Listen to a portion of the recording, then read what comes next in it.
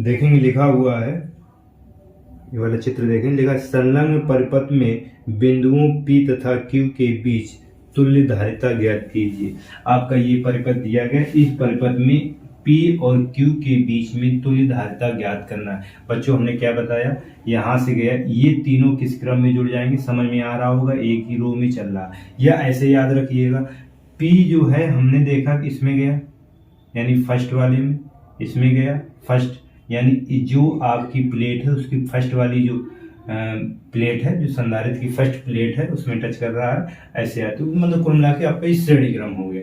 यहाँ से आवेश गया, ऐसे गया, ऐसे गया, यानी एक ही गया, और यहाँ से जो गया ये इधर दूसरा हो गया। यानी यदि हमने इधर से 5 दिया तो इधर 3 मान लो चला गया, तो इधर 2 गया, तो इधर जो 3 गया ये यहाँ तक 3 रहेगा, और ये यहाँ से गया तो यहाँ 2 हो गया, फिर यहाँ मिलकर 5 हो गया, तो यहाँ से अलग हुआ और ये अलग हुआ, तो ये दोनों जब इसका पूरा निकाल लोगे तो इसका जो आएगा और ये वाला, ये दोनों समांतर क्रम में हो जाए। तो ये तीनों किस क्रम में जुड़ेंगे, श्रेणी क्रम में जुड़ेंगे। तो लिख सकते हैं ये आपका C1, ये आपका C2, ये आपका C3, ये आपका C4। तो C1, C2 और C3 किस क्रम में हो जाएंगे, श्रेणी क्रम में हो जाएंगे। लिख देंगे C1 व C1, C2 व C3 श्रेणी क्रम में, श्रेणी क्रम में बच्चों। तो ये देखेंगे श्रेणी क्रम संयोजन में क्या होता है, 1/C बराबर 1/C1 प्लस का 1/C2 प्लस का 1/C3। ये हमने C डैश मान लिया, क्या मान लिया, C डैश है आपका, इसको हमने क्या मान लिया, 1/C डैश बराबर 1/C1 plus 1/C2 plus 1/C3। तो 1/C डैश बराबर 1/C1 का मान कितना दिया गया, ये 1 दिया गया, 1/1 प्लस 1/1 प्लस 1/1, यानी लिख सकते हैं 1/C डैश बराबर 1 2 3, यानी 3 ऊपर रहा, नीचे 1 रहा, 3/1, या C डैश बराबर लिखोगे तो 1/3 आपका हो जाएगा, और वो भी काय में रहेगा आपका, माइक्रोफैरड, ये आपका हो जाएगा। अब बच्चों अब इन तीनों की जगह हम क्या रखेंगे, देखेंगे इन तीनों की जगह हमने क्या रख दिया, यहाँ से गया ऐसे और ऐसे आकर यहाँ पर कितना मिला, 1/3 माइक्रोफैरड, ये आपका हो गया। अब देख रहे होगे ये एक दूसरे के समांतर है, तो इन दोनों किस क्रम में जोड़ेंगे, समांतर क्रम में। यहाँ से आवेश दूसरा हो गया, यहाँ से आवेश दूसरा, तो लिख सकते हैं ये क्या था, C डैश था, ये आपका क्या था, C डैश था, तो लिख सकते हो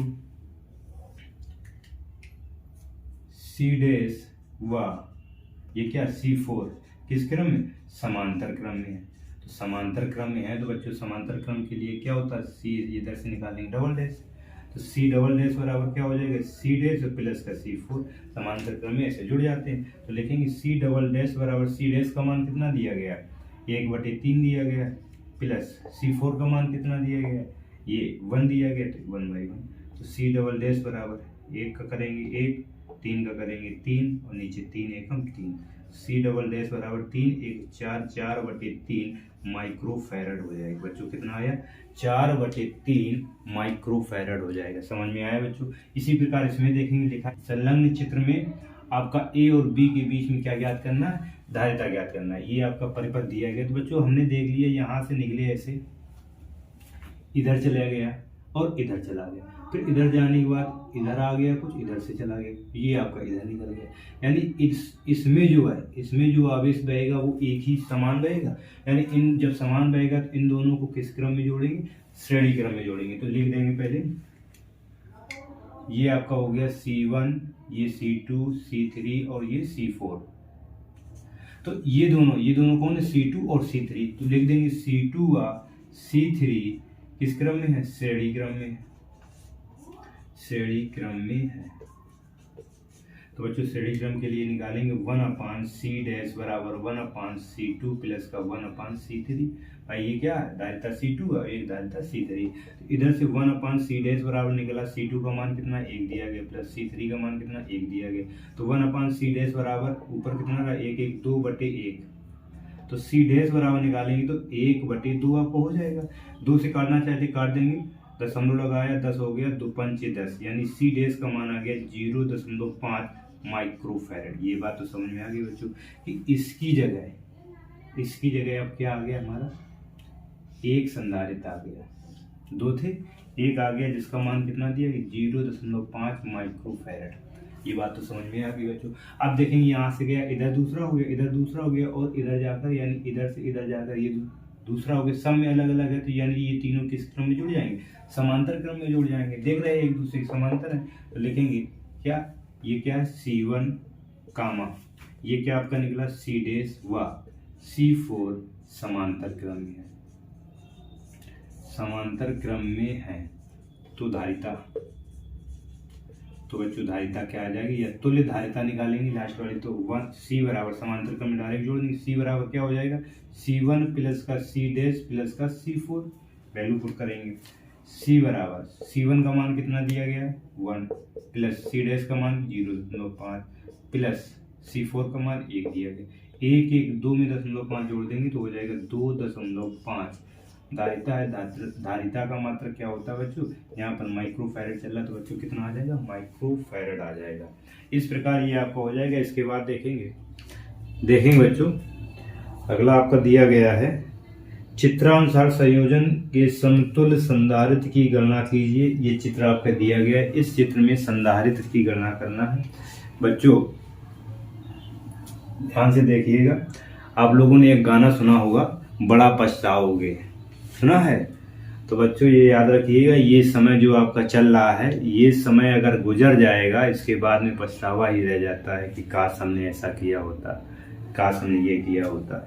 वही कहा जाता है, बीत गया सो बीत गया, तकदीर का शिकवा कौन करे, और जो तीर कमान से निकल गया उसका पीछा कौन करे। तो बच्चों ये याद रखिएगा, जो समय गुजर गया, कह दें यदि हम कहें कि वो हमारी गोल्डन एज, वो अनोखा काल, वो बचपन की एज क्या वापस आ सकती है?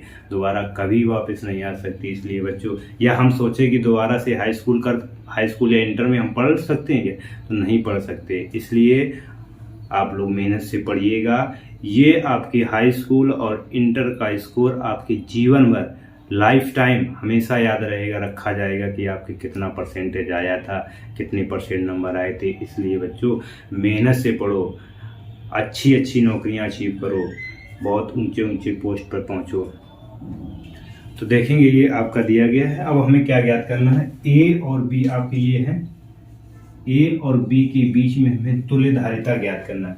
तो बच्चों हमने बताया है कि हमने ए से चलना स्टार्ट किया, यहाँ से आवेश ऐसा गया, 2 भागों में बढ़ गए, कुछ इधर निकल गए, कुछ इधर निकल गए। तो ये तो आपका निकल गया, यहाँ तो कुछ नहीं, यहाँ से जो चलेगा तो पूरा एक साथ चला जाएगा, यानी एक ही आवेश इस परिपथ में बहेगा। तो इस परिपथ में जब आवेश समान यानी एक समान होगा तो उसको किस क्रम में जोड़ते हैं बच्चों, श्रेणी क्रम में। तो देख सकते हैं, इसको मान लिया हमने C1 है, ये आपका C2 है, ये आपका C3। तो क्या लिखेंगे, C1 व C2 श्रेणी क्रम,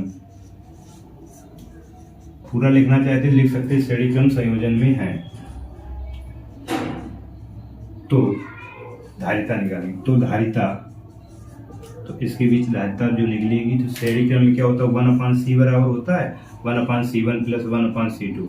तो बच्चों यहाँ पर C हमने C' मान लिया, क्या मान लिया C', 1/C' बराबर 1/C1 प्लस 1/C2। तो 1/C' बराबर 1/C1 कितना दिया गया है 5 प्लस 1/C2 कितना दिया गया है 10। 1/C' बराबर एलसीएम कितना आ जाएगा 10, 5 दूनी 10 और 10 एकम 10, यानी 1/C' बराबर आ गया 3/10। तो C' बराबर निकालोगे, इसको ऊपर ले जाएंगे तो नीचे वाला ऊपर हो जाएगा, यानी 10/3 माइक्रोफैरड आ गया। इसके बाद वाले जो बच्चों हम न्यूमेरिकल कराएंगे इसके चित्रानुसार, तो डायरेक्ट कराना बताएंगे, वहीं पर आप लोग उसको अच्छे से सॉल्व करके देखिएगा। 10 माइक्रोफैरड आ गया। अब हमने क्या, इसकी इस टोटल की जगह कितना आ गया बच्चों 10 माइक्रोफैरड।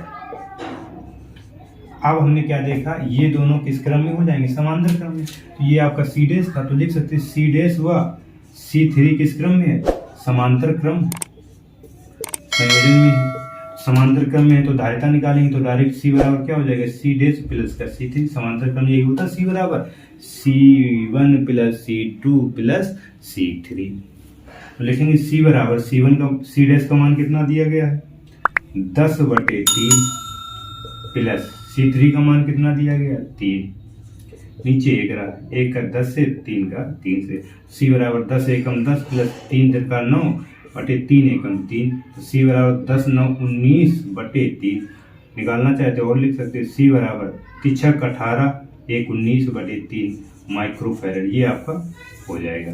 इस तरीके से बच्चों आप कर सकते हैं। ये सारे जो हम करा रहे हैं आपकी परीक्षाओं में आए हुए हैं या आपकी परीक्षा में पूछे जाएंगे। इस तरीके से आपके सारे जो हम करा रहे हैं, इस तरीके से इन्हीं में से कोई ना कोई आपको एक मिलेगा। मेहनत अटूट पढ़ाई में लगाओ, मन लगा के पढ़िएगा। नेक्स्ट देखेंगे, क्वेश्चन लिखा हुआ है। नेक्स्ट देखेंगे, कुमार मित्तल बुक से 28 नंबर आपका दिया गया है, 2012 में आया हुआ क्वेश्चन है। दिए गए चित्र में ए तथा बी के मध्य तुल्य धारिता ज्ञात कीजिए। 2012 में पूछा गया है। ए और बी के बीच में आपको तुल्य धारिता ज्ञात करना, इसके और इसके बीच में आपको तुल्य धारिता ज्ञात करना। तो बच्चों हमने क्या किया, यहाँ से गाड़ी स्टार्ट की, यहाँ से चलना, ऐसे गए और यहाँ पर रुक गए, तो हमारा रास्ता यहाँ बंद हो गया। यानी यहाँ से चलना स्टार्ट किया, यहाँ तक आए, यानी एक ही क्रम में चल रहे। तो इसको और इसको बच्चों किस क्रम में जोड़ेंगे, कमेंट करके बताइएगा। आप लोग समझ गए होंगे, ये आपकी एक ही रो में चल रहे तो किस क्रम में जोड़ेंगे, कमेंट करके बताइएगा।